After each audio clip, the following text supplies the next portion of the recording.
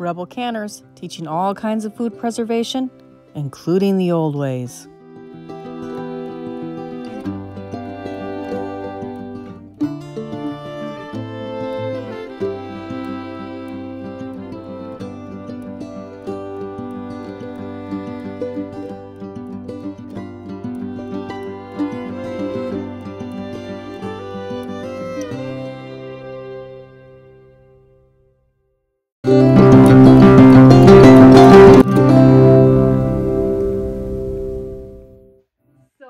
This is a brief overview, another in our bread making series, and it's just a brief overview. I want to go over with you the things that you should have in your pantry if you want to be making bread.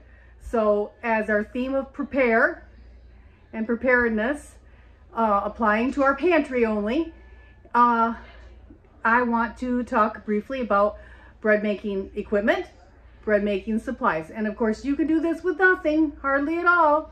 They did for thousands of years. These are suggestions that will make everything easier for you. So you can go as extravagant or as basic as you want, but it's just a suggested list for you. So when you're thrifting, you know what to pick up, what to look for, because I like to buy these things used. So here you go. Here's a list. There you go. Pantry staples you need to keep on hand to make bread are yeast, flour, water, and oil. And powdered milk, unless you want to be scalding the milk for your recipes, because I just learned that the enzyme in milk does break down the yeast and kill it. So powdered milk. Equipment you might want to check into are bread pans, a nice scale, bread machine, some kind of stand mixer, and if you plan on storing whole wheat berries, you'll need some kind of grinder to make the flour. You know, you can pick whether you want to do a wheat bread or a rye bread, depending on what your sourdough starter is. But if you do a wheat, you're going to want a hard variety of wheat because it has more gluten, and that makes a better loaf of bread. A bread slicer is another great item to look for right now at thrift stores.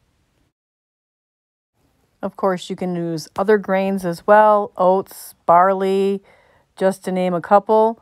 You can also use some almond flour, although without the gluten, it's not going to have the same consistency, or other nuts as well. Food storage tip of the day, you can grind your old hard beans and use that flour for up to 1/3 of the flour in any regular recipe.